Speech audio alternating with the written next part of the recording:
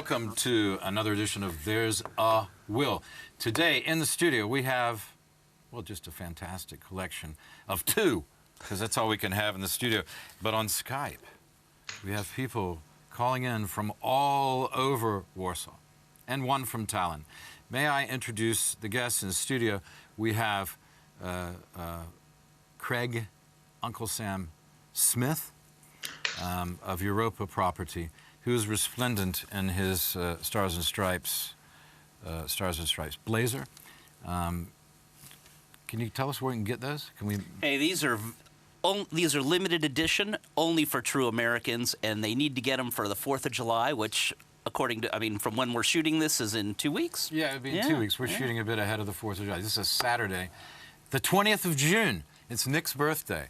On the 4th of July. All right, welcome. On the 4th of July. It's your birthday today, mine on the 4th of July. Is it my birthday today? Yeah, it's my birthday today. And I was just testing you because I'm worried about your memory. Yes, so am I. Yeah.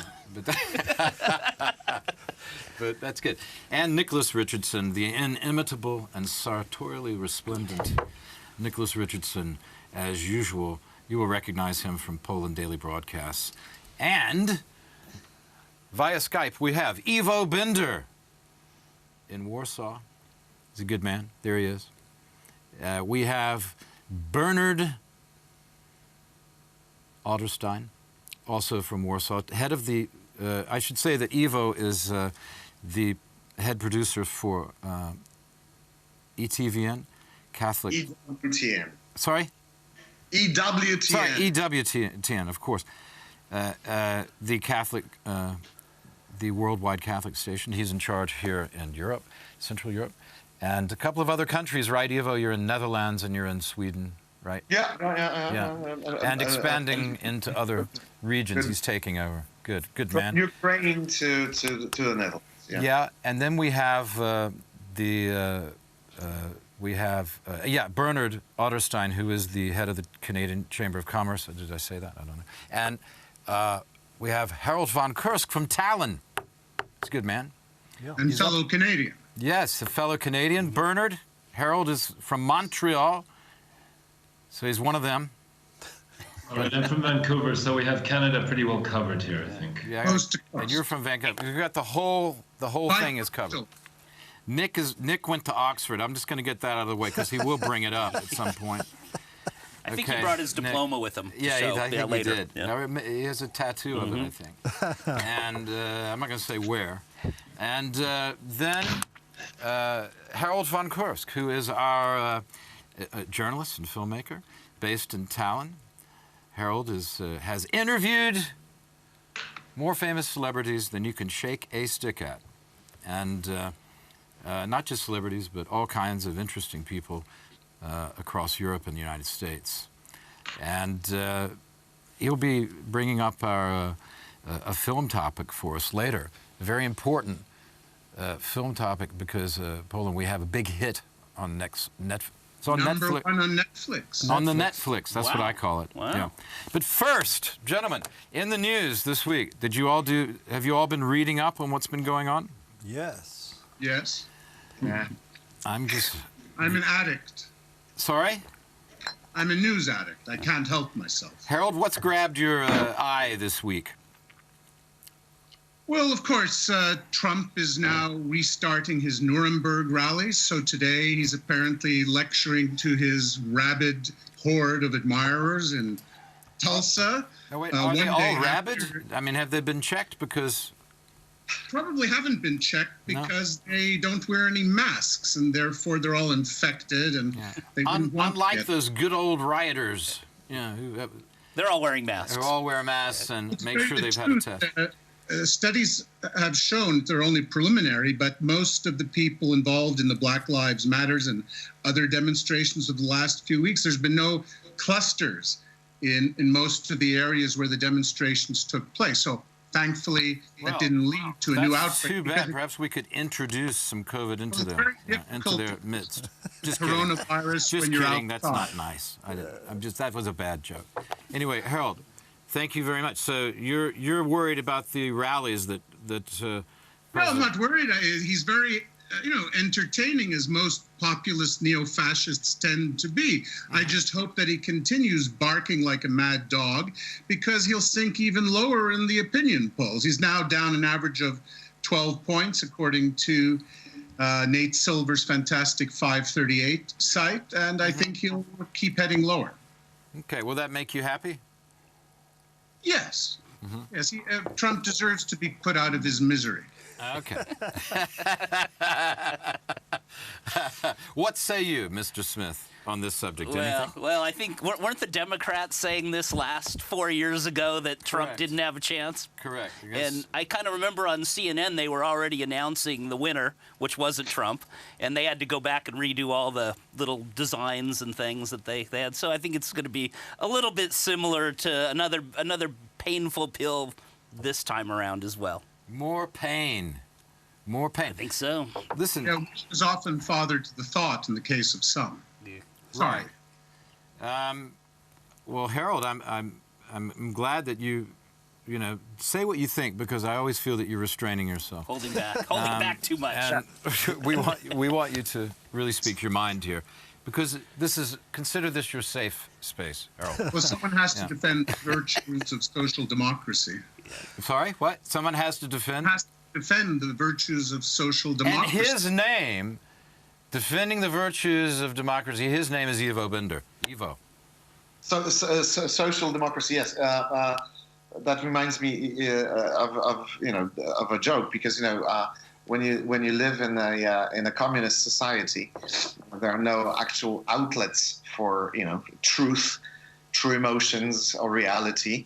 And so people have to tell jokes, and the old joke was because, well, just one word of introduction. I had the dubious pleasure of being born and raised in a communist country, and communists would sometimes refer to it as a socialist country or a socialist democracy. So what's the difference between socialist democracy and democracy? Well, it's pretty much, what is the difference? It's pretty much the same as between an electric chair and a normal chair.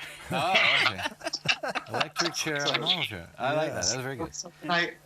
Going back to the sort of the subject of our last week's thing, and all those protests and things. Well, I looked at some. Well, I don't deny that there are problems in America, and I think it was Condoleezza Rice who said that the U.S. was born with a birth defect, meaning slavery, and all the consequences of it that are enduring till today. But I think that the unfortunate solutions that are being proposed, as for instance looking at one of the leaders of the movement, Ms. Opal Tometi, I believe, and basically she's advocating, the sort of she's lionizing Nicolas Maduro and advocating all kind of Marxist solutions. Well, they don't work. Believe me, I've lived a big chunk of my life in a Marxist society, and please don't give me the story that it was not real socialism. Let's, well, what was a real socialism? So thank you very much. It's never going to be real, because people are human. The solution proposed ain't working. And I just want to clarify that my comment about social democracy was referring to such outrageously socialist nations such as Germany, Norway, and Sweden. I wasn't referring to the former satellite Soviet totalitarian republics. Yeah, well, those countries learned everything they know from the United States anyway, and Great Britain, who were the first to set up a mixed economy. Bernard, any comment? I think that on this one, I have to differ a little bit from my fellow Canadian in terms of my antipathy to Donald Trump. I think that Trump is an antidote to a lot of the bad things going on in the world today. If I can put it in a very, very simple sort of frame of reference, but obviously he's not perfect. He has his sort of good and not so good sides. But I think that overall, I welcome the direction or the counterweight to some of the crazy things that are happening in the world right now. Not only now, but in general. I think the tendency towards things left of center is overwhelming at times. And I have to, like Ivo, who grew up in a totalitarian, communist or very socialist country, whatever you want to call it. I didn't, but I've been in Poland long enough to see how bad it was and how good it is when it moves towards the right.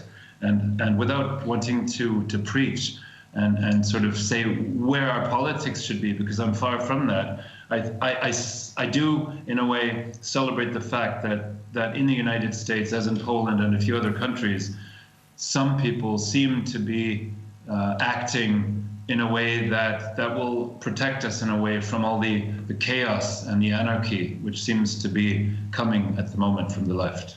Well, it's interesting, yeah. I think that's a good point. If you look at what's happening here in Poland as the outreaches of empire, right? Because the outreaches of the American empire on the edge of the evil hordes of the East, you know, that's the traditional thing, isn't it? But if you look at that, and then it was like Rome, wasn't it? The trouble started at home, but they were very safe out in the. Rome still was thriving out in the outermost reaches. Yeah, it's very interesting how these ructions tend to take place at the center. Trump is not an antidote to anything. I think he's an extreme form of poison. He's a toxic demagogue. He's a sadist. He's a racist. He has no empathy whatsoever for anyone other than himself.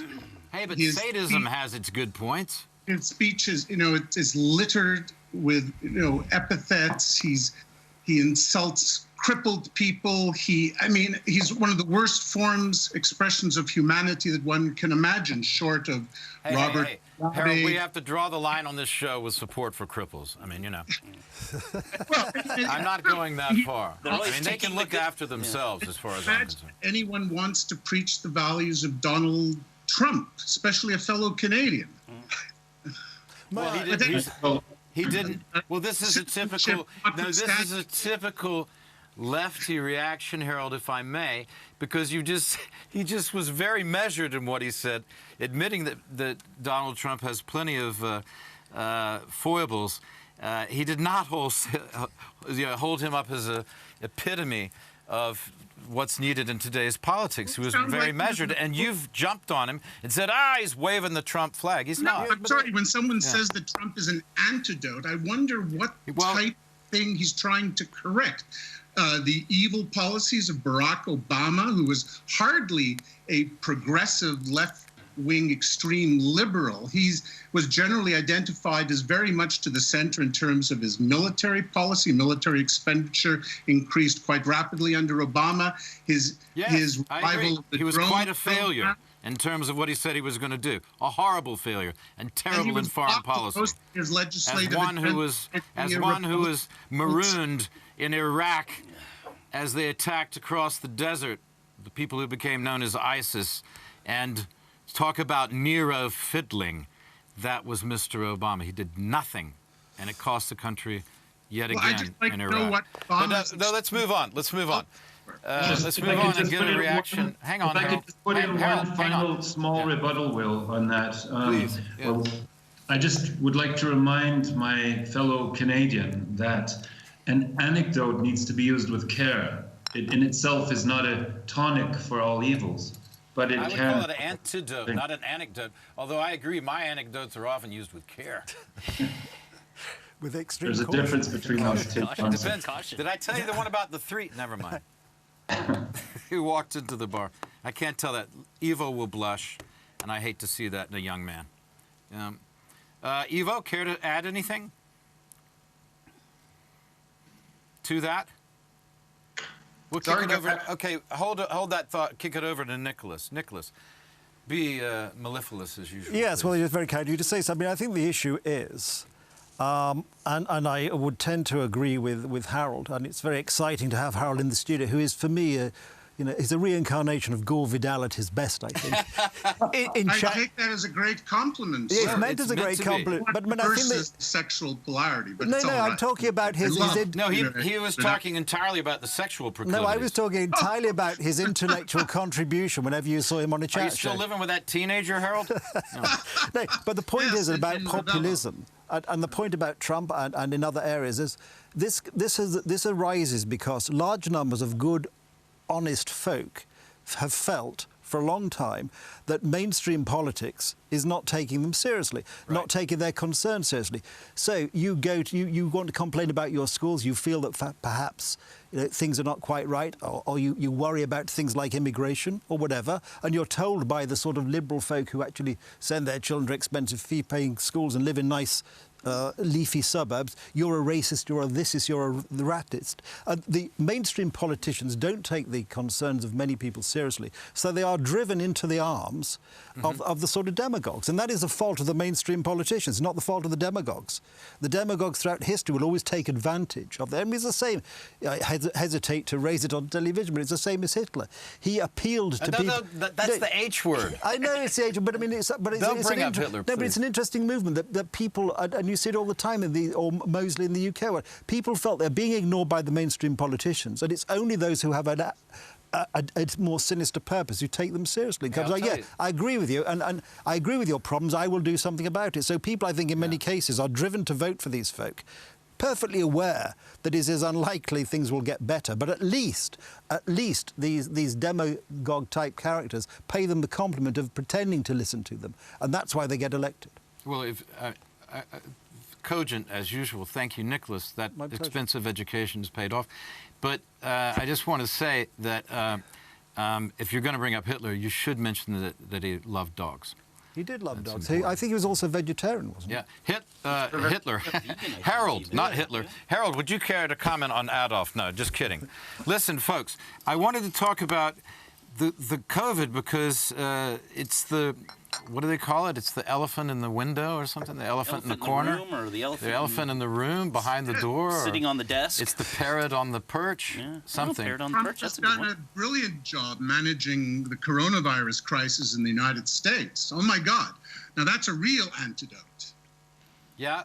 You think that's an anecdote is just everybody... What are you suggesting? The antidote is everyone dying, Harold, or what? Well, I think that the United States has rushed back to open up the economy, even though I agree it's necessary at some point.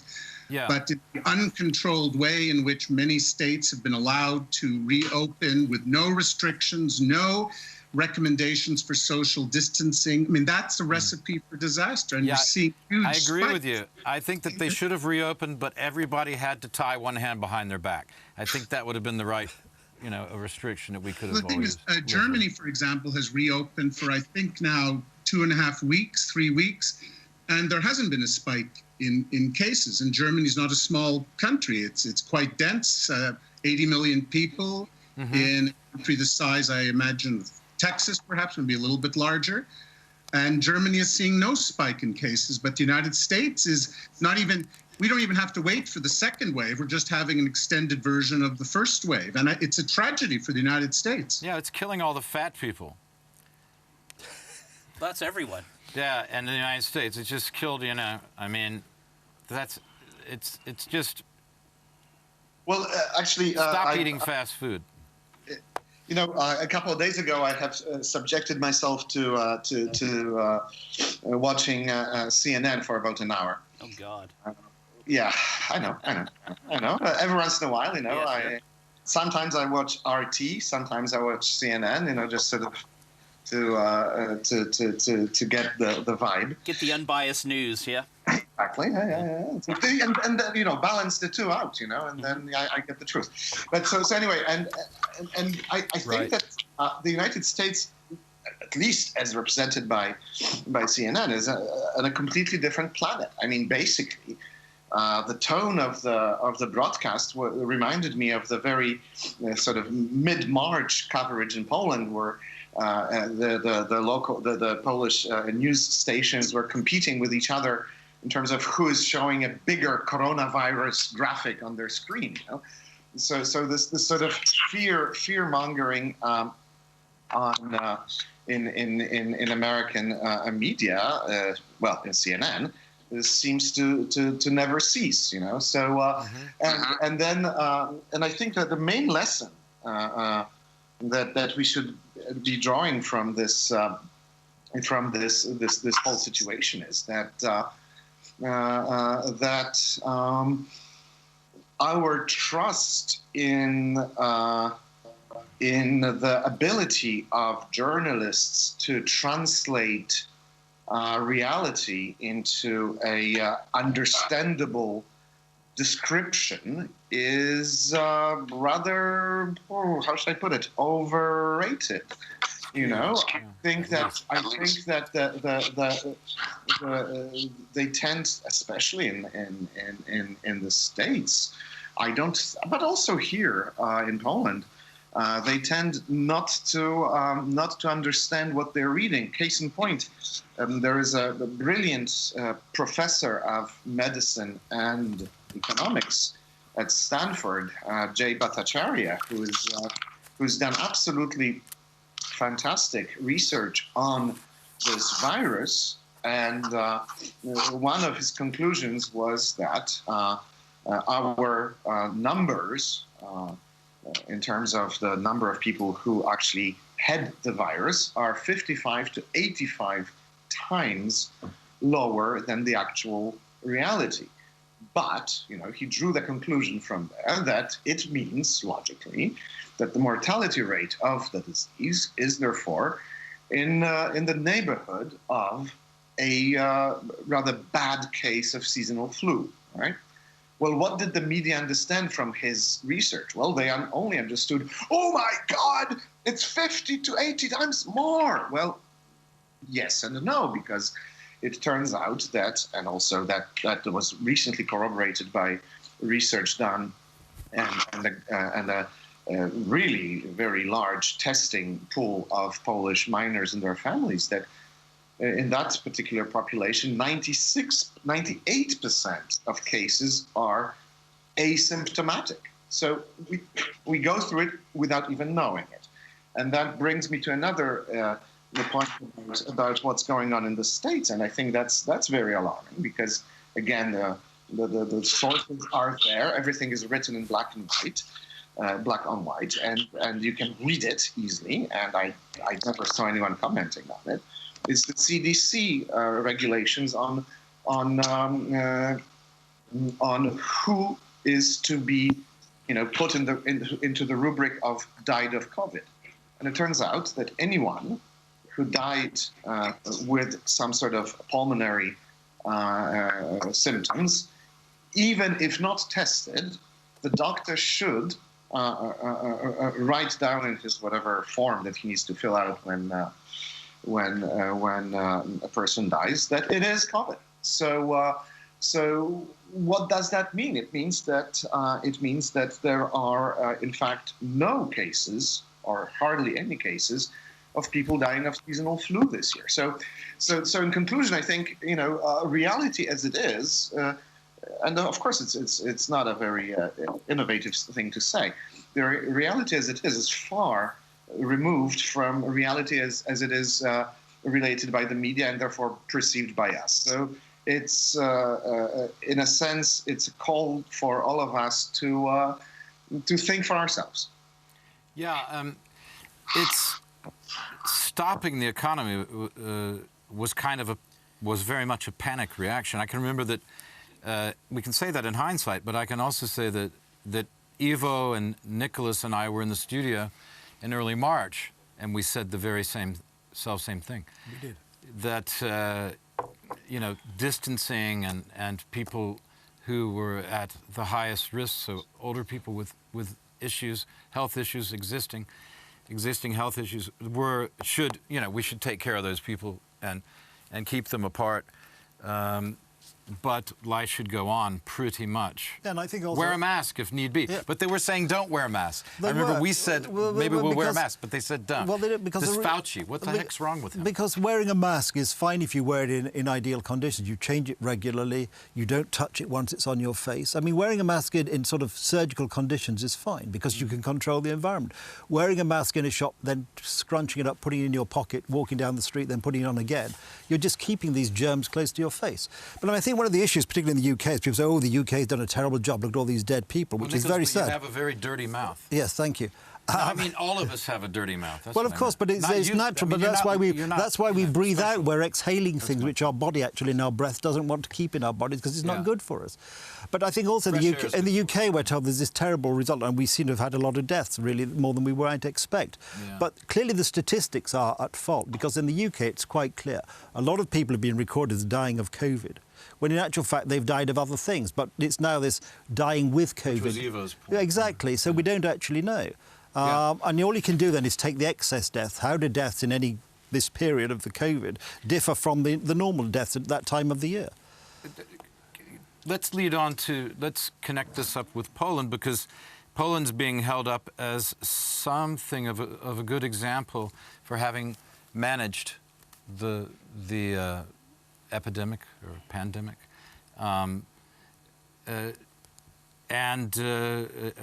For instance, more in line with what's happened in Taiwan or some of the other places like that. Closing South down Korea. early, lockdown early probably helped out quite a lot. And, I mean, low numbers, people stayed inside, people did what they were supposed to do. I think a little bit had to do with the weather, right? It was cold, it was rainy, so they're saying stay inside, don't go to work. Well, that works, in Italy, they're a little bit more hugging, a little bit more closeness probably that you don't get in Poland, so I think that saved the nation a bit. There's a few outbreaks coming up here and there while back into action, which is not The surprising. miners particularly. Yeah, the miners were all sick, and just because they're It's a captive audience, though. they're say wearing the masks, they're down, but they're down in these in these mines for long periods of time. Not and, a lot of fresh air down there. and they come back up and meet their families. So I think there's some issues there. A couple of churches have spiked. Not surprising. A couple of factories, little ice cream factory, also got everyone sick. And so I think and even if they're asymptomatic, doesn't mean that they're okay, because even though they're asymptomatic, they're coming back now, and they're finding that even if you don't have any symptoms, it's still messing up some of your organs. So just because you're asymptomatic doesn't mean it's not affecting you internally and long-term issues. Are you following the precautions? Yeah, I'm trying to. Yeah, for the most part. I'm So not. what are you doing? So well, in the stores, I'm wearing a mask. Me in the too. stores, in the Me shops, too. I'm wearing a mask. Outside, no. But I'm also staying away from big groups. Stay away from big groups. Me too, although I was recently shooting TV thing with quite a lot of people, but there was never like 15 people together at one point. Yeah. So, But there were a lot of people about. but some, everyone's going down to the boulevard here in Warsaw, or along the river on a Saturday with good weather. Okay, I'm trying to avoid bigger places like Yes, that. But yeah. a lot of I'd say the last several days or this last 2 weeks of eating out at restaurants. Yeah. Usually I'm sitting outside, or if I'm sitting inside, gosh, we're kind of the only ones eating in some of these restaurants these days. So, Harold, what's it like up in Estonia? The epidemic has been contained over the last 7 days. We've averaged 1 to 2 cases in a country of 1.3 million. So one can say that the early imposition of the lockdown in Estonia has worked.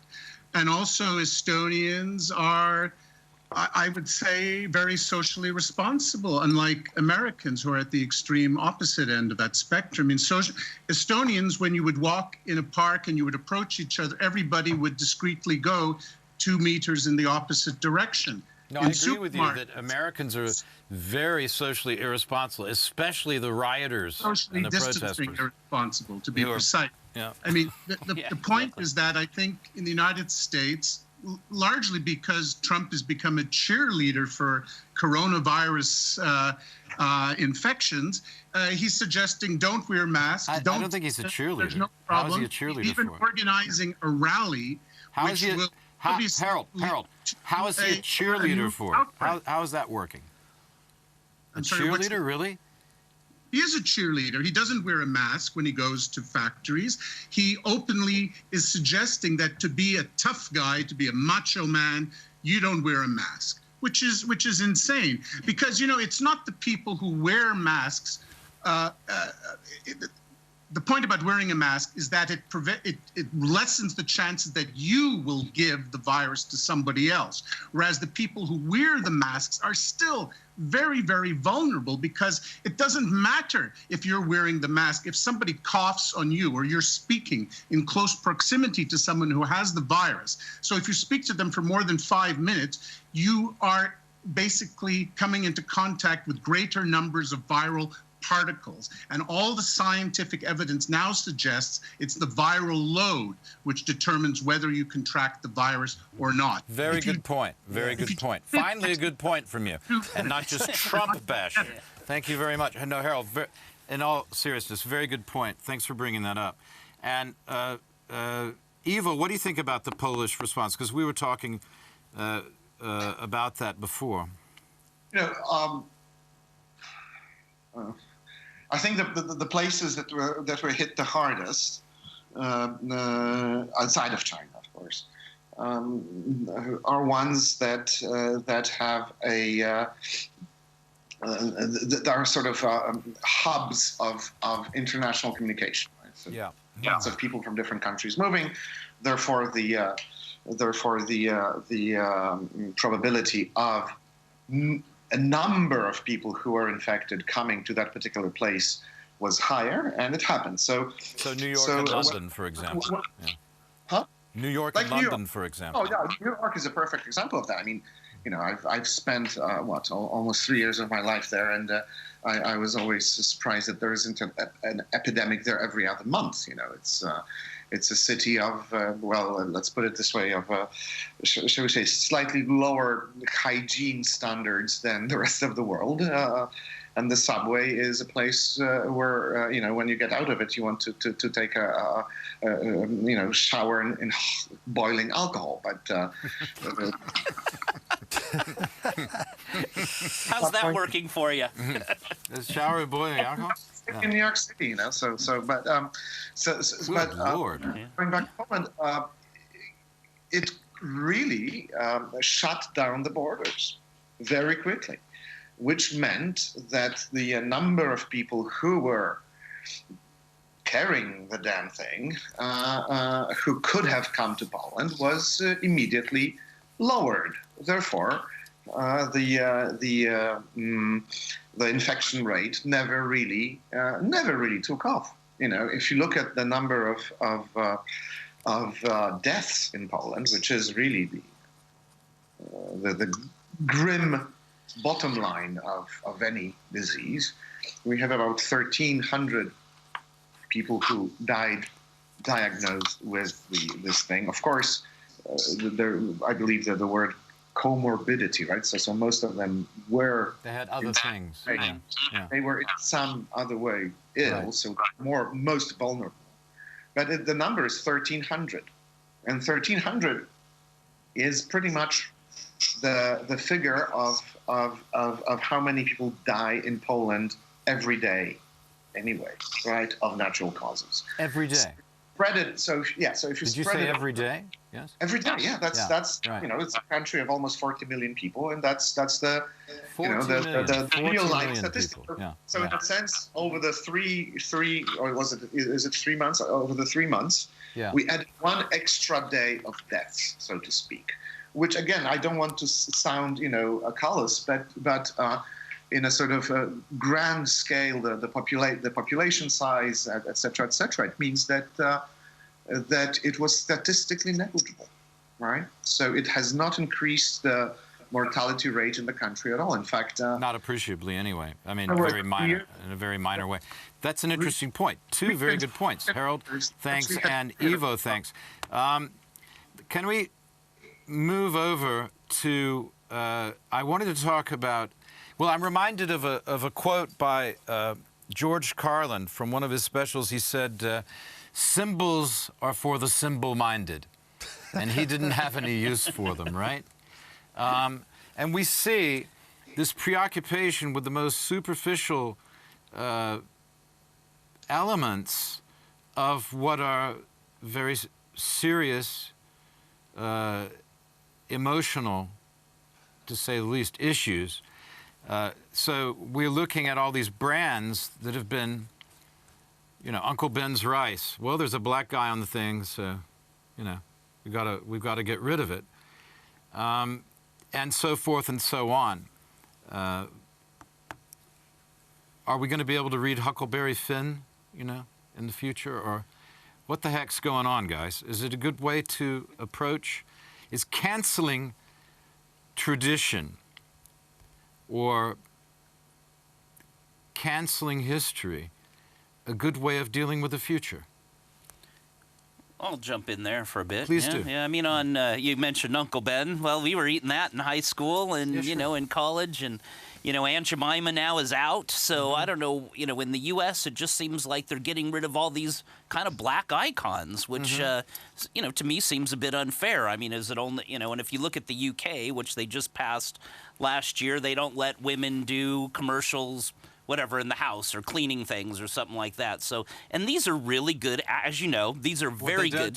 They don't allow commercials where the lady's being a housewife? Exactly. Really? So, yeah, where you're using cleaning fluids and things like that. Well, who gets to do it, men? Oh, I don't know. Yeah, well, that's a good question. I guess so. But Children? But if you look at it from a job point of view, these are children. Yeah, these are good. I mean, these are good acting jobs that are now off the shelf. Yeah. So what's you know, to me it doesn't really seem fair. You're cutting out women, you're cutting out Right. black people out of America. Who's going to be in the commercials? Are we just going to have white guys? And you know, I don't know. Well, this just doesn't seem like a fair way to move forward to me.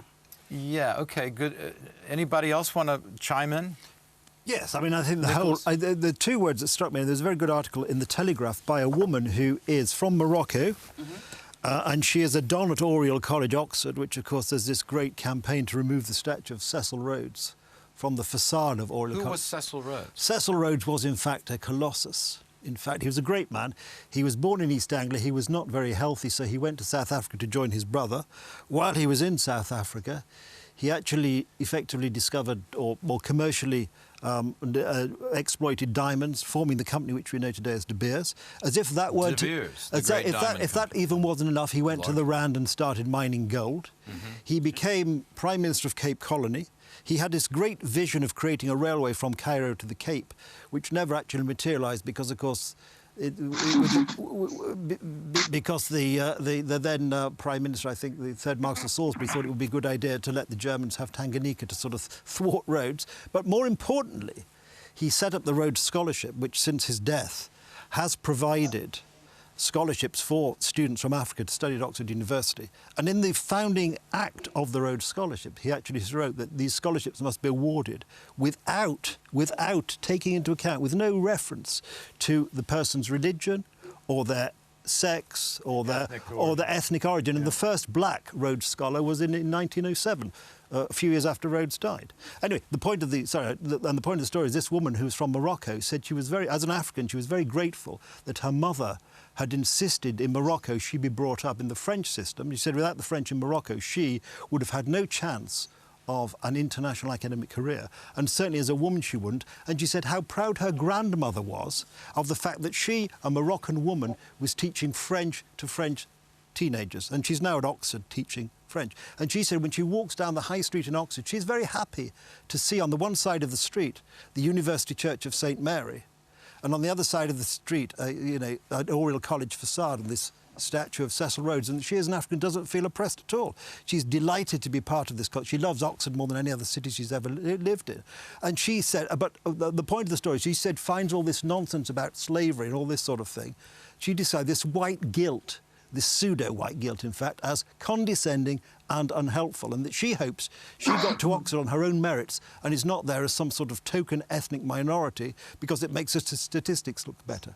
And so this is, and I think that this is the point. And if you're saying Uncle Ben, you're saying what, that black folk can no longer appear as trademarks and things. Yeah, which seems really unfair. And, no sense. But Well, it was a big deal. I believe it was the story of Aunt Jemima, when the First Lady got that, it was a big deal. And she became very wealthy became and very famous and and very wealthy. famous. Yeah. But of course, that doesn't suit today's well sort off, of anyway. today's sort of rioters and these sort of agitprop people who are not prepared to look into the history of this sort of thing. It's all bad. The white man is evil. It's all bad. I don't go to Harvard because my great-great-great-great-grandparent was a slave. No, you don't go to Harvard because you're not prepared to get off your arse and work. Or are we saying... Well, not everybody can get into okay, Harvard. well, no, And I it's probably... very expensive, well, too. of course, but the point is, you know, this... And the irony is lost on these folk. But this sort of nonsense, you're actually essentially saying to one section of society, oh dear, you're black, life is tough. You can't be trusted. You don't have the capability to do well on your own merits, so we're going to give it to you on a plate. And if I were black, and I would feel, that, as this woman said herself, condescending and unhelpful.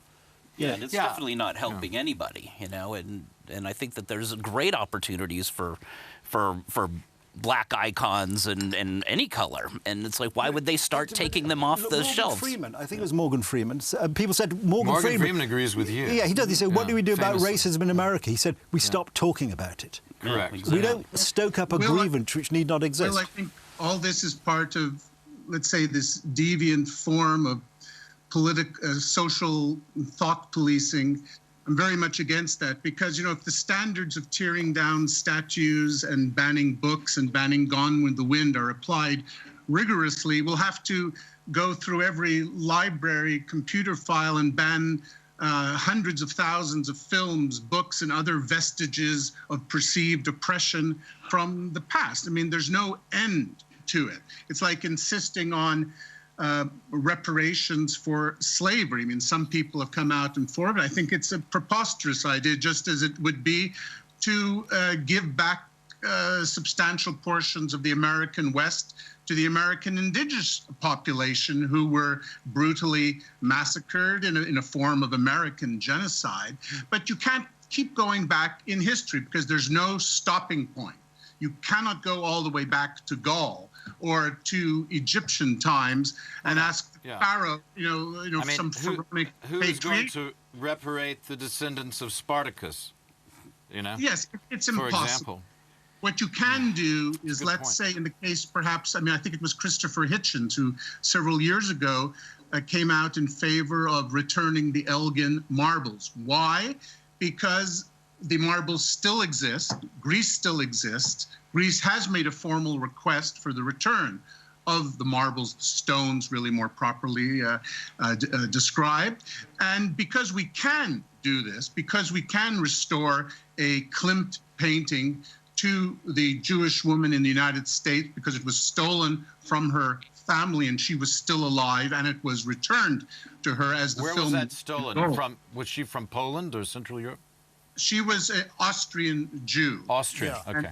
And we're talking about during World War II, Yeah. just so people know. That's quite a good yes, Hollywood film. exactly. About it. So I'm saying Yeah. There's a there is a legitimate case for some reparations to be made, but it has to be within a very narrowly defined context. And in the case of Cecil Rhodes, what's the point of tearing down his statue? Yes, he may have trafficked in slaves, but he also made enormous contributions to society and helped develop. slave trade. But he wasn't. But Cecil Rhodes wasn't. To be fair to Cecil Rhodes, He wasn't in slave He trade. wasn't in slave trade. No. No. I mean, and he's been blamed Well, for. his companies may have used slave workers. I think that's the argument against him. Is Well, it they not? used in the mines you're talking about, yeah.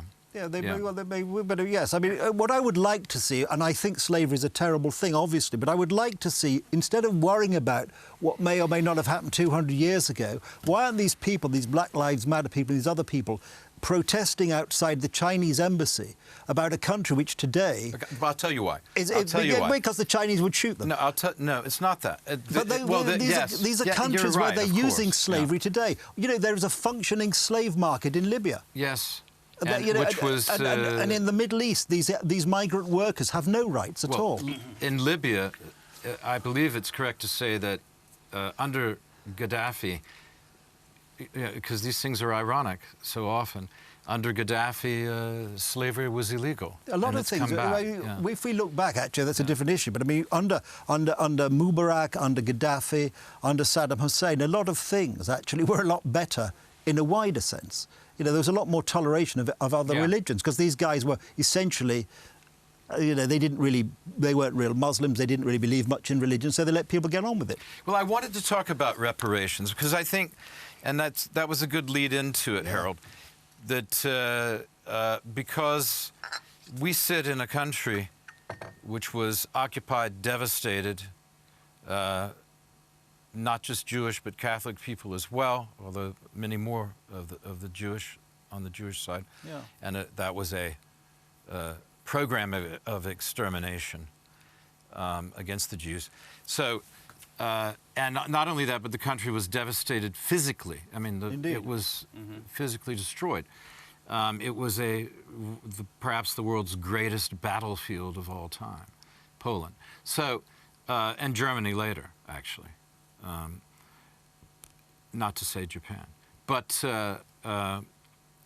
my question would be, if we're talking about reparations, you're talking about two things. One, you're trying to correct wrongs, perceived wrongs, or actual wrongs that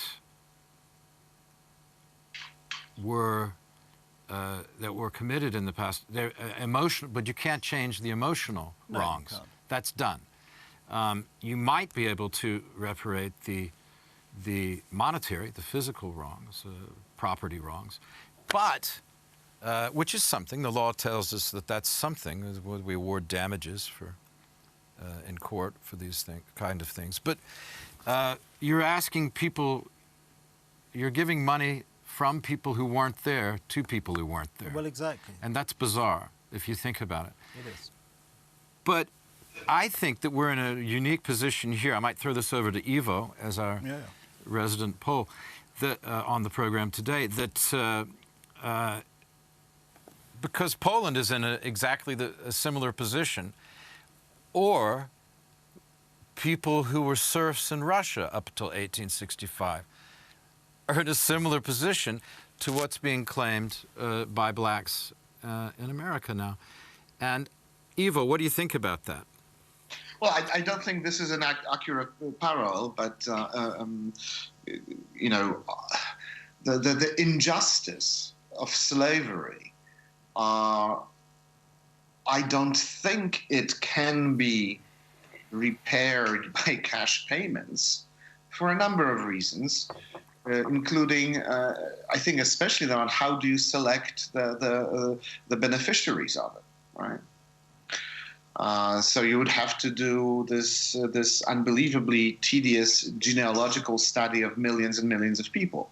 Well, I think a lot of people, that's a good point, but I think a lot of people think, hey, I'm a person of color, therefore I'm going to be included. No, but if you're not an American who is black, who is related to the time of slavery, you wouldn't be entitled, right? There are many surprises. I think from that's what you're hinting, you're talking about. If in 1865, after the Civil War, if the U.S. government, decided to, I don't know, give every single freed slave a certain amount of money, that would have made sense, right? The country was completely devastated by the Civil War. And then generations upon generations and changes and social changes and migrations and all kinds of things happened. And there was an emphasis on integration, which then fell apart because of a number of reasons. I don't want to get into it. Yeah, that's a subject that we're not really expert on. Yeah, it's a completely different story. Poland's population reached its 1939 level in the mid-1970s. That's how hard it was hit by the war in terms of just, human population, human population, obviously. So that just... You're saying that Poland took that long to recover, right? Is that what you said? Yes, and that's how many people were killed, died, or were displaced. It took 30 years to come back to the population level of 1939. So the devastation was compounded of the war which was, terrible. I mean, for those who don't know, Warsaw was literally leveled. I mean, the left bank of the Vistula River was literally dynamited at Hitler's orders, house by house. So every family lost someone, to the Germans and to the Soviets. There are hundreds of thousands of people who are deported both to Siberia and to slave labor in Germany. So it's unbelievable. And then, then we had the Soviet Union, which actually prevented Poland from demanding reparations from Germany. And of course, the Soviet Union, who would never think of paying reparations for the devastation that it wrought on eastern parts of Poland, big chunks of which it annexed in the end. So and there are people whose lives were devastated. I mean, the entire generation, the generation of my parents. And so I think that in this case, I think Poland actually should. These people are still alive. Poland should demand state-level reparations from the descendant states of those who partitioned Poland in 1939. That is Germany and the Soviet and Russia today. Because how would Russia pay that? Free oil? I don't know how they would. Russia's Iran not got still enough. write it. Well, they would. I'm sure that they would refuse, but I think there is a very strong moral claim. It really was an unprecedented level of destruction, of oppression, of just unbelievable cruelty. Thanks, Ivo. Craig wants to jump in here. Go ahead, Craig. So, Rick, why don't we just jump forward to modern times on reparations and take a look at what's going on right now? Because we've got the Chinese dumping their viruses on the world and lying about it until it's already gone to everyone. I think we've got deaths, right, caused by this, but we've also got huge financial disasters. It's affected, if not everybody, at least 90% of people's financial lives. I mean, can't really, by looking at our clients, it's about 7-8% of them are doing better, but everyone else has been wiped out. So why don't we look at reparations for this? Okay, we can look at the past and should be, but let's look at the current state of situation where almost everyone I know has either been laid off, their salaries have been cut. I don't really know too many people that have been sick, but obviously there's some of those. And hey, who's going to pay for this and who's responsible for this? I'm not, it's, not just some accident that came. Suggesting China? I'm highly suggesting China, yeah. And, it's not like they're innocent in all this. No, the Chinese are very calculating. There's no innocence there at all. Exactly. So I the think most we should calculating take a look nation on at the face where, of the earth. how to even add up this this cost, yeah, and who's responsible. Bernard? Well, I think that for the coronavirus situation, it's too early for us to draw conclusions on who's responsible ultimately, whether it was an accident or it was on purpose or this or that other party was involved or country. I think there's still too many questions open in that regard.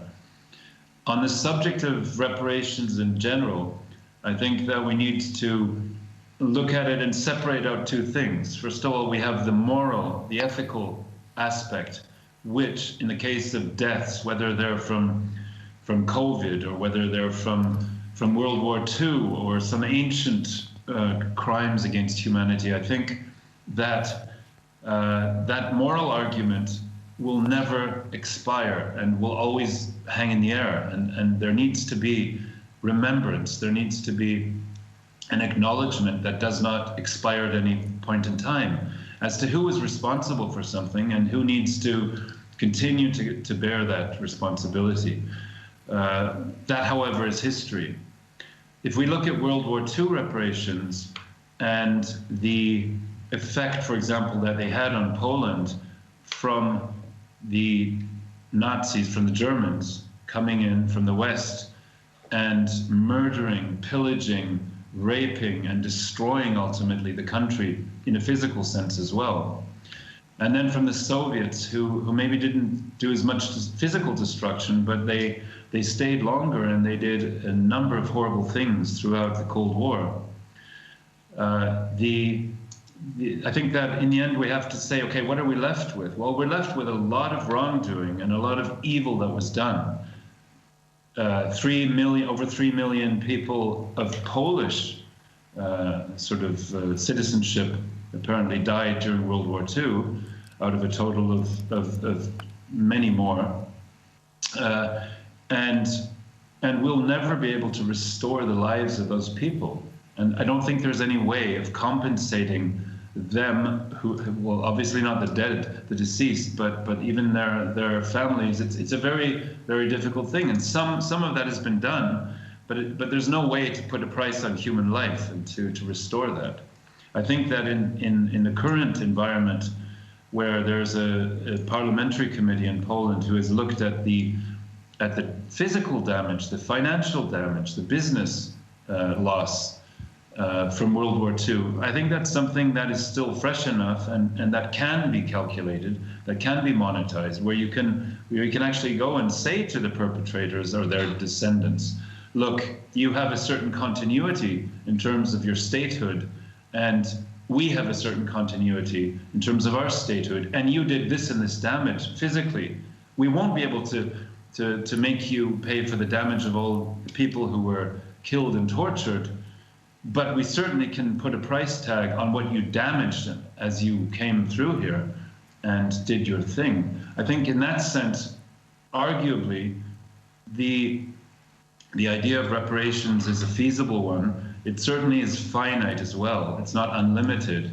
It only applies to certain physical and material damages that were done. And I think that in that sense, reparations or compensation are conceivable, although difficult. As kind of since Poland joined the EU, hasn't there been a sort of ongoing or continuing compensation? I mean, huge investment in roads, et cetera, parks. I think if you look at the numbers of how many cents on the dollar for EU funds goes back to EU companies that came into Central and Eastern Europe to do road works, to do other infrastructure projects. I think that especially initially, about 70 or 80 or even 85 cents on the dollar went back to European contractors and suppliers.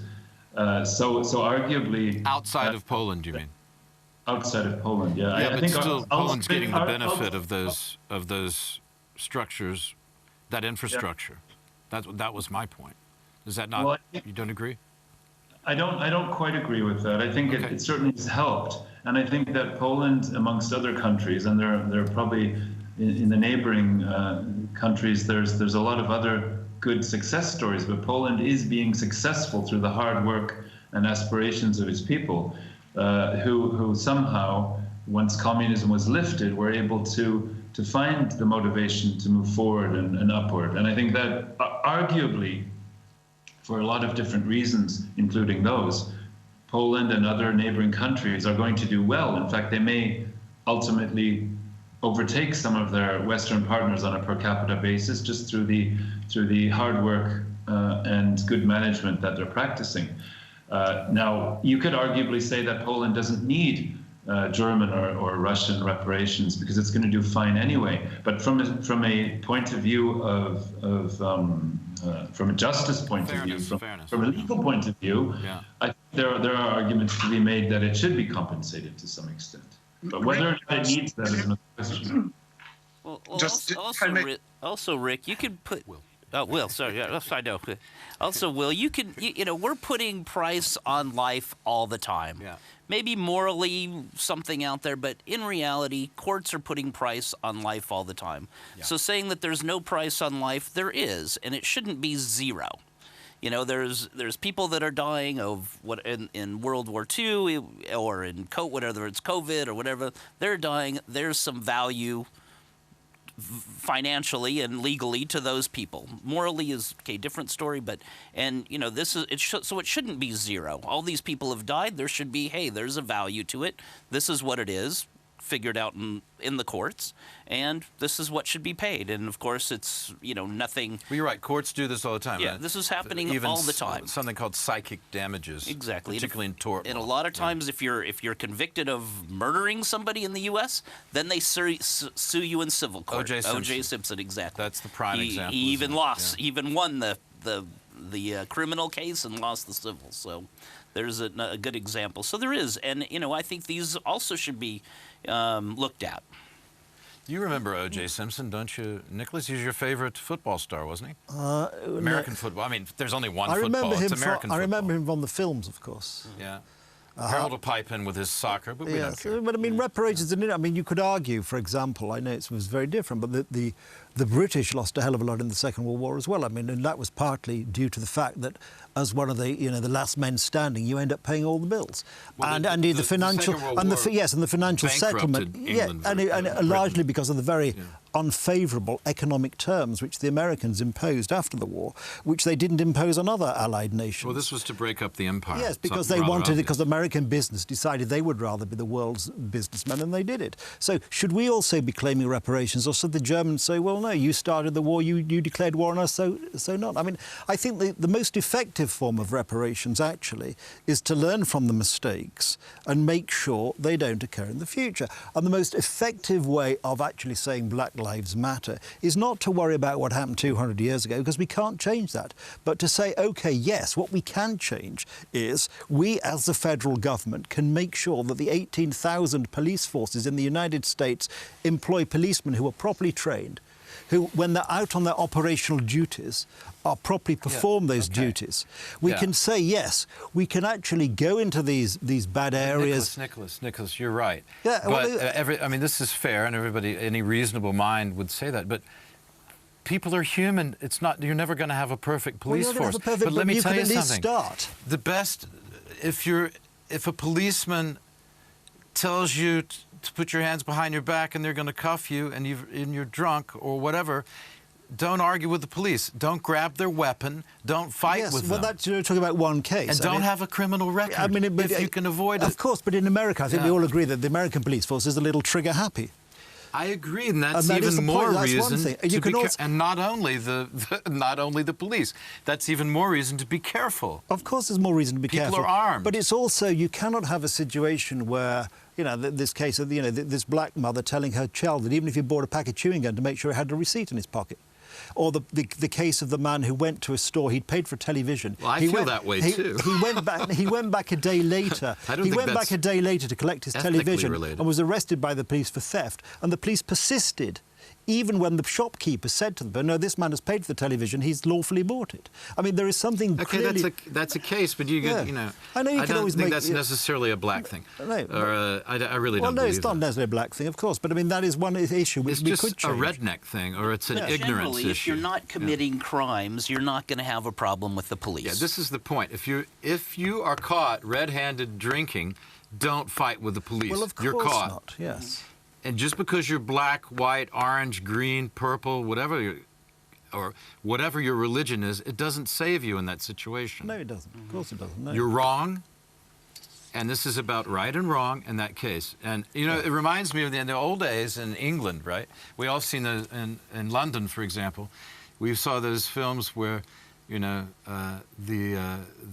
Cockney is caught in the act, and he goes, "It's a fair cop," right? And the bobbies are coming along. Yeah. All right, then. All right, what's going on? And they don't have that was a terrible accent, but they don't have they didn't have guns. I remember going even in the '80s. The bobbies were still going around without guns. I don't know if they still go around without guns now. They still do, yeah. The bobbies are the ones with the tall hats, and you ask them directions, and there's a real community relationship there. Craig's in London a lot. You know exactly what I'm talking about. I lived in London 10 years. So, but if you're committing crimes there, they're going to take you down. If you commit crimes, you're going to get in trouble. As you should. Yeah, but I think one of the when did it become okay to commit crimes? Nobody's saying it became okay. One say that that's not the point about people committing crimes. I think there have been far too many cases in America where people have not been committing crimes, but the police have just overreacted Well, anyway. not just in the United States. No, in the United States they have guns and they have this Wild West idea that you just shoot people and worry about it later. Listen, I had a harrowing story I was told recently. I won't say who it was, but this is a story of a fella. He's a young American, relatively young American guy, 30, something like that, and in the prime of life. And he somehow it came up, fathers. I said, my father died some years ago. And he said, my father died too. I said, well, when? And he said, wait a second, I have to look it up. I can't remember. And then he looked up this, because obviously it was such a big thing. He's a very sort of nervous but brilliant guy. And he had to look it up. And then he said, oh, yes, it was 2016. And he showed me the article. His father and brother were killed in a shootout with the police. This white guy. Yeah. So they were killed in a shootout with the police because they were armed. They got in an argument at home. Apparently they always had concealed weapons. They were carrying, the brother and the father. It's a family that owned a lot of guns. And the mother called the police because they got into an argument. The police showed up, and the father, who was drunk, opened up on the police, and then the result was Bonnie and Clyde, Only the father and the son, both taken out. And that isn't, I just heard this and I went, wow, this is a white middle-class family. Well, that's what happens if you have too many guns lying around. Well, this is part of it, yeah, of course it is. You can have the right amount or you can have too many. Or use them at the wrong time. And, well, if you're going to carry a weapon around and the police are going to show up, the first thing you want to do is make sure that weapon is not near you. Mm-hmm. You don't want to pick it up and start shooting, or like the fellow did in Atlanta who was caught for the DUI. So using a bit of common sense is what you're saying. Well, yeah, I'm just saying the police are human beings, too.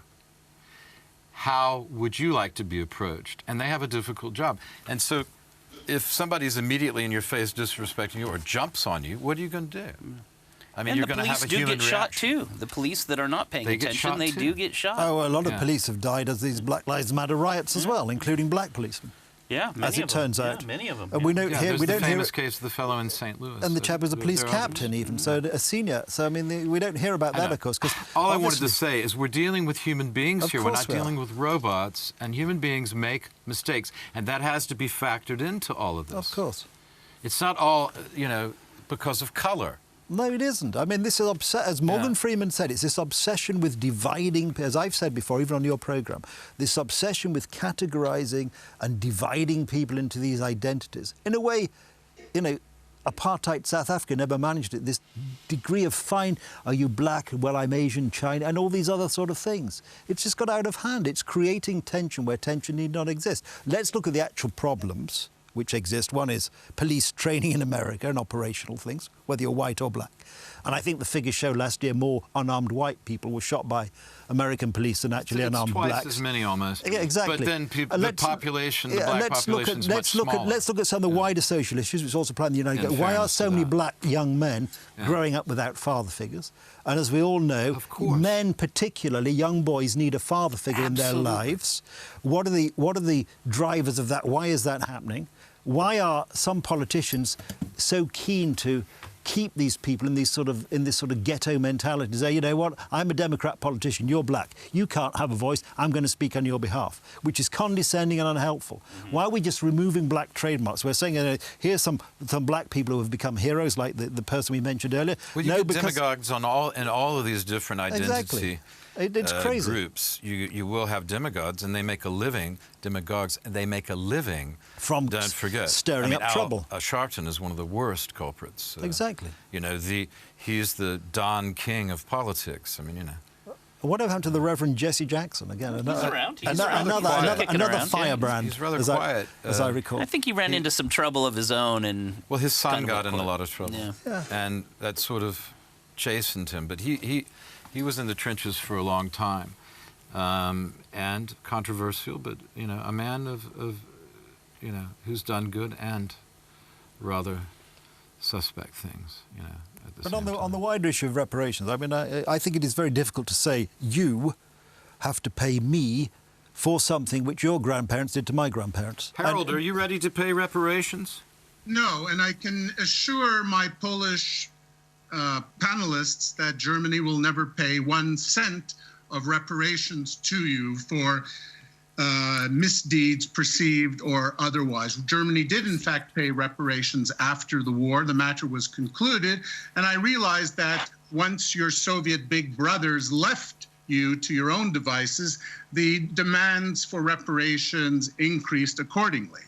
And I think that Germany has been the bulwark of Europe. Germany is the bulwark of the European Union. And I think it's through that mechanism that Germany will continue to lead Europe in good times and bad. I think the whole general question of reparations, as my British colleague has so coherently pointed out, is preposterous.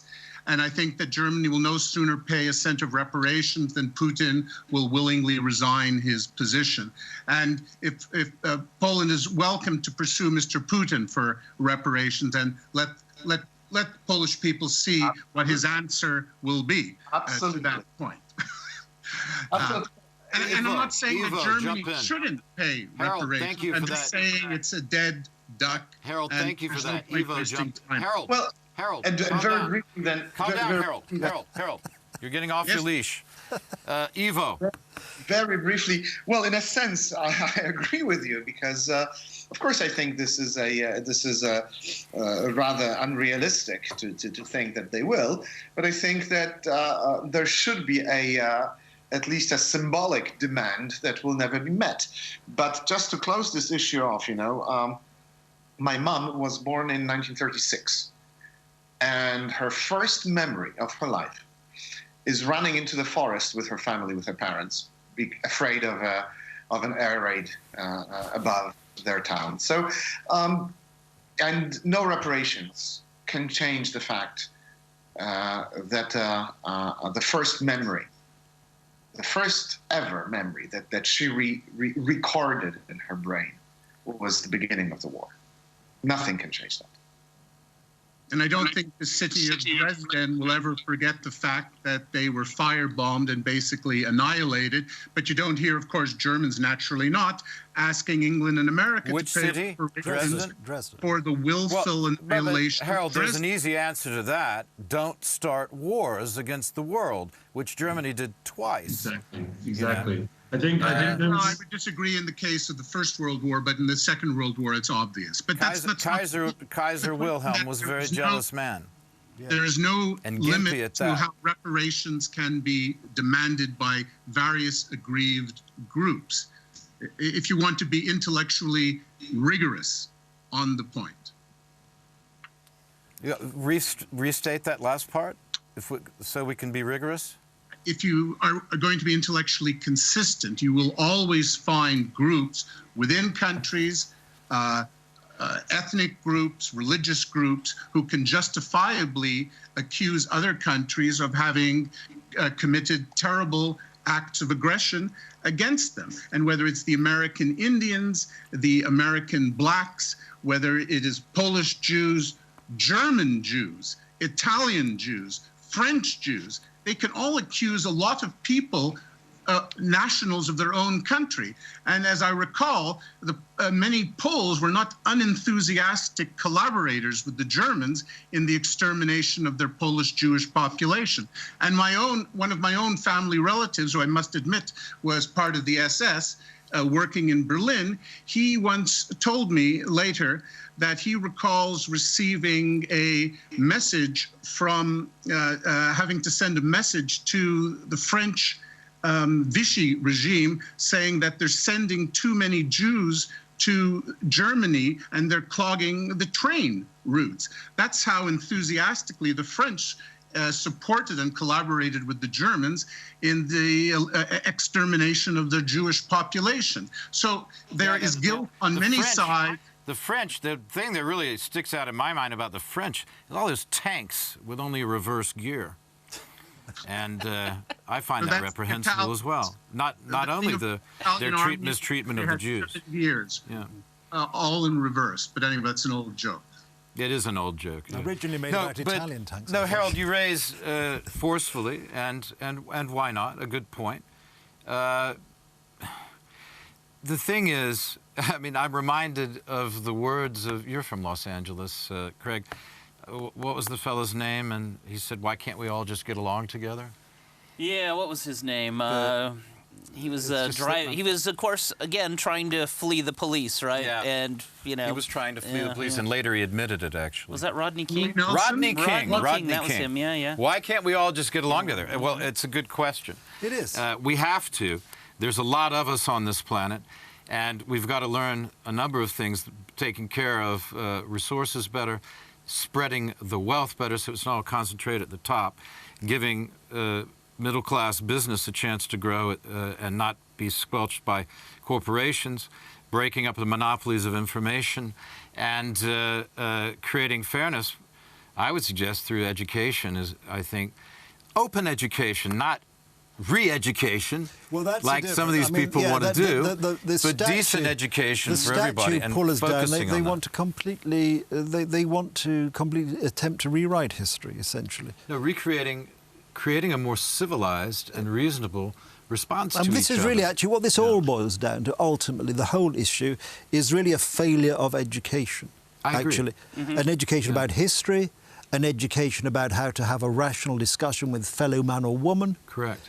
This is what we're really suffering from. Manners, manners, not political respect, correctness, but actually good manners. Yes, not political correctness. Exactly. And this is what we're. It's not about race at all. Ultimately, it's about failure more to. about class than race, Yeah, and I it's would about say. failure to respect your fellow human being as an equal, one of God's equal creatures who is Correct. And this is the problem. Actually, The last 15, 20 years, I mean, the educational system in America has just failed. It's fallen and apart. now those people that have been educated through that, we're seeing them on CNN and other places. And they're paying a huge fortune for these bad education. The higher But there's one education. horrific thing that's come out of this week. I mean, two things from Oxford University, which are just coincidentally. I mean, you know, this week Oxford is one of the two has very well advanced potential on a vaccine for coronavirus, which is fantastic news. And there's another one from, I think, Imperial College in London. And yet in the same week, the university said they want to, and this just sounds frighteningly like the Soviet Union, they want to decolonize science. What does that mean? Does that mean in 20 years' time they'll have so destroyed the educational system at Oxford that the university will be incapable of then coming up with the virus? Because instead of scientists learning science, they've now become, you know, I don't know what even decolonizing science means. Well, it doesn't sound good. It doesn't sound good. It doesn't sound like we want to go that direction. Well, exactly. This is the university. Or they've also said, which is even more horrific, that if students are badly affected by the George Floyd case, they may apply to their college to have their exam grades looked at again. I mean, so this is pathetic. Well, there's a lot of pathetic But this stuff is from being taught. Oxford University. I mean, this is how the lunatics have taken over the asylum. Yeah. If this is how corrupt and decadent Western institutions have become, bowing down in the face of aggression and bullying and ignorance, when they should be saying, hang on a minute, this is nonsense. Listen, Nicholas, thank you very much. I think we need to wrap up soon in a few minutes, but because we've been going. No, isn't it time to talk about the greatest film to come out of Pulse? Harold, in the I last wanted hour? to. Let's end on a bit of a lighter side. Harold, tell us, because you are a man who's written a lot about movies and love movies. Yes, I have. You're an expert in this field, I would say. So, Well, one of the most what is popular the story? One of the most popular films in Netflix, therefore the most popular film in the world, since most theaters are still shuttered, is a Polish film entitled, I think in Polish, well, I don't know how to say the numbers, it's called 365 Days, or 365 Dni. Is that the Polish name? Not bad. Not bad. Good job. And this has become, it created a firestorm on the internet.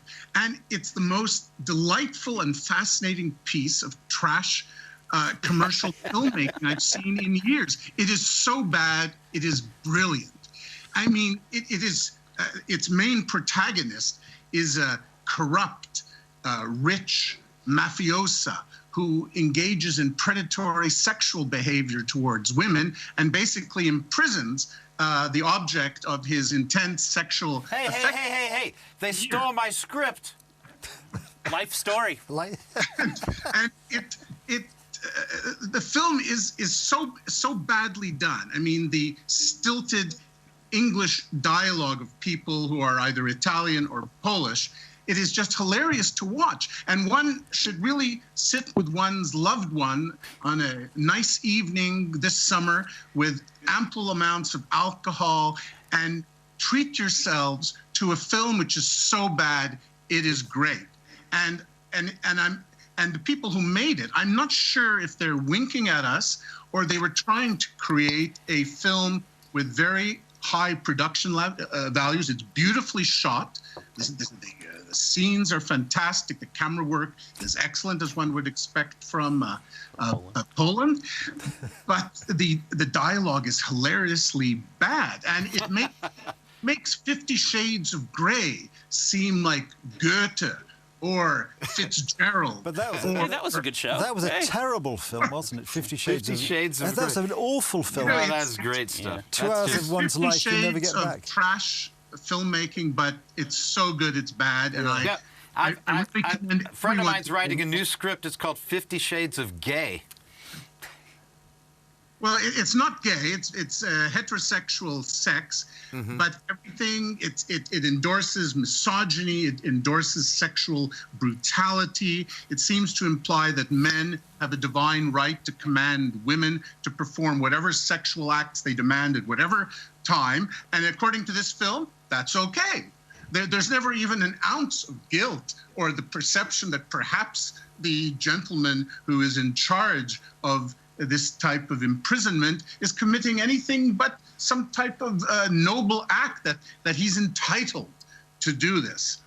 But I admire the film's frantic conceit when it comes to sexual behavior and the domination of women. It's some terrible male fantasy, which of course must be outlawed, and any statues erected in honor of this film should be taken down by subsequent generations. But while this generation has the chance to revel and enjoy... Wait a second, you're saying any erections regarding this film should be done away with? Taken down. I said erected. I didn't use the word erection. That's... Oh, sorry.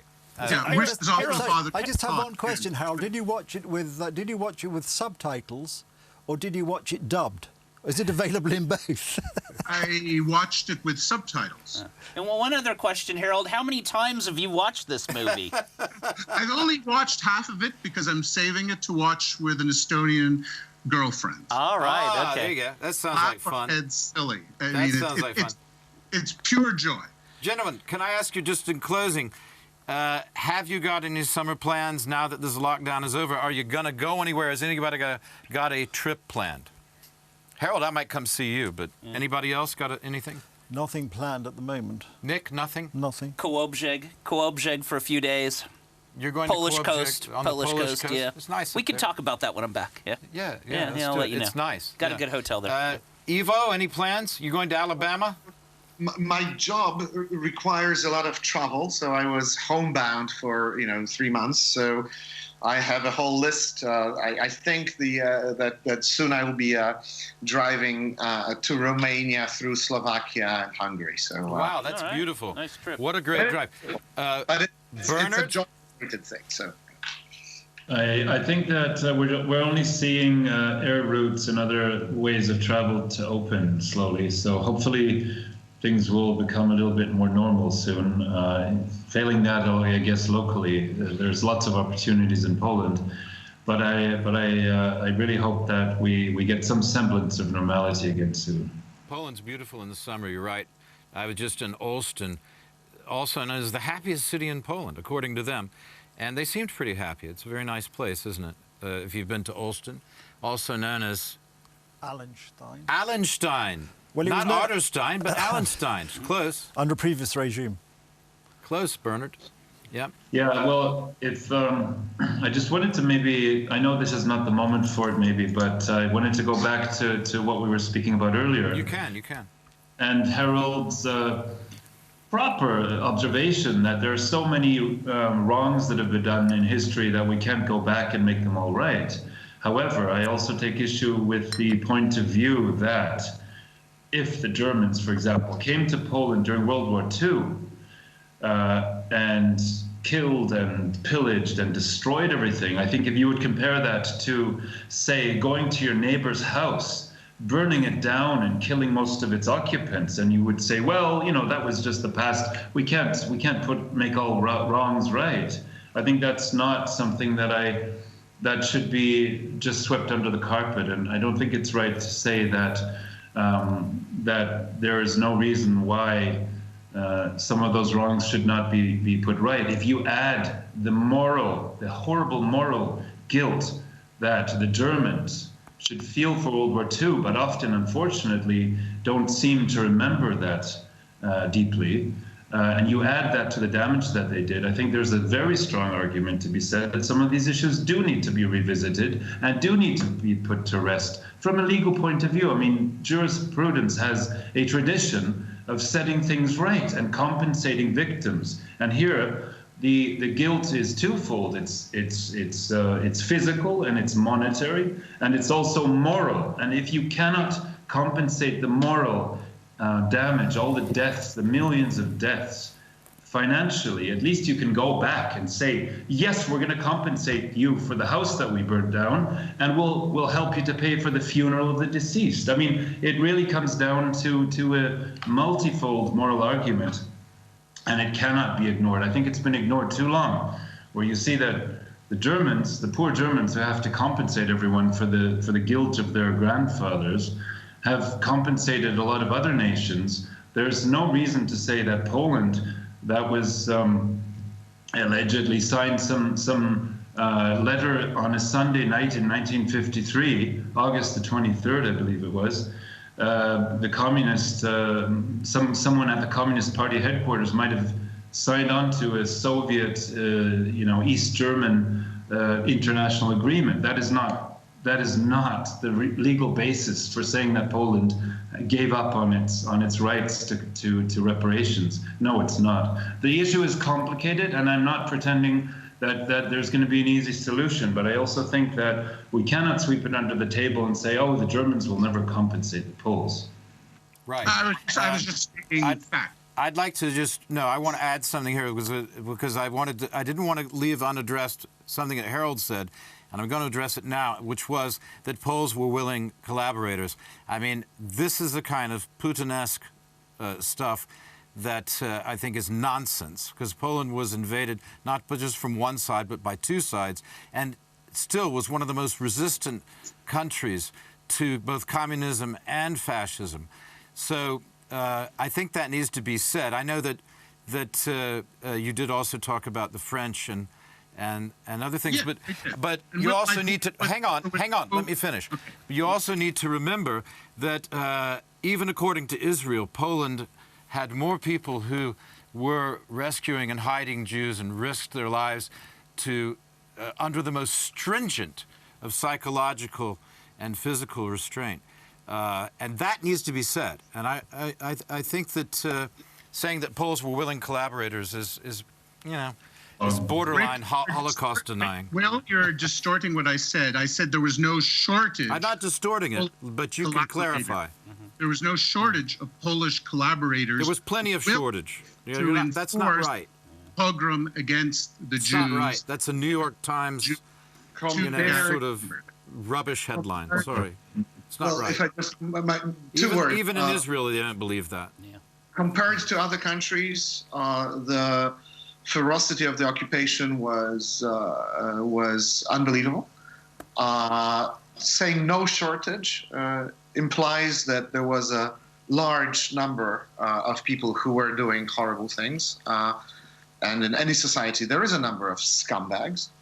But for certain, there was no collaborationist government in Poland. There was no Petain, there was no Quisling, there was no Polish SS. So if you're saying that there was no shortage, well, of course there are scumbags everywhere, but there was no organized collaboration. Wait a second. Give Harold a chance. We can't hear you, Harold. There's no anti-Semitic sentiment in Poland. There was none. Well, but there's a big difference between saying. Wait a second. There's a big difference between saying there's none and there was no shortage of willing collaborators. That's my point to you.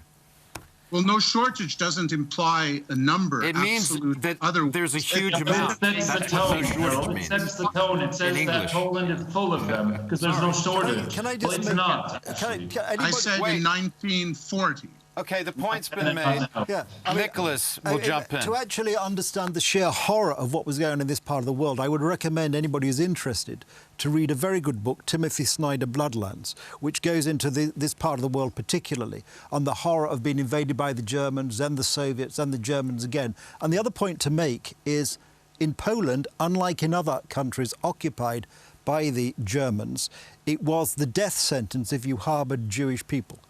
If you were in other countries, you might be taken away and beaten up by the SS, but you were not actually killed. In Poland, if you were caught harbouring Jews, it was in fact the death sentence. And yet, according to Israel, the most righteous among nations are more most righteous of nations is Poland. Exactly. And because this is where the main battleground of the war, both psychologically and physically, Well, that's the was other fought. point. Exactly. This was the fault line. It still is in many ways. But that's a subject for another. Indeed. Harold, not to be too hard on you, my friend. No, I don't feel aggrieved on, but I do feel that Okay. my position was slightly. I apologize. I think in retrospect for the term "no shortage" because There that you go. does suggest a meaning which I did not intend. That's what I thought, and that's why I didn't want to let that stand, We because have I to all thought get along you together. should be given an opportunity to address that. And when people are watching this, we want to be fair when we talk about these things, as fair as we can be, because that is the point of these kind of discussions. Reasonableness needs to be at a premium these days. I want to thank my guests. Thank you very, very much on my birthday. I want to thank Iwo Bender for his cogent and brilliant comments as usual. I want to thank Bernard Otterstein, head of the Canadian Chamber of Commerce and businessman in Poland. And I can say a well-known philosopher to me, and a close dear friend. Harold, of long-standing, brilliant as usual with your Vidal-like commentary. We appreciate it. And Nicholas Richardson, no relation. I've got the genealogists working on that, and I'm hoping at any time we will turn up to be the close cousins that I hope we are. And Craig Smith, Europa Property. Europa Property. Got it. .com. Yeah, .com. Yeah. Always a pleasure to be here with you, Will. Yeah, we really appreciate it. Okay. All right, everybody. Thank you for watching, and thank you once again to our excellent, excellent guests, without whom we could not bring you this show. So see you next time, and thank you very much.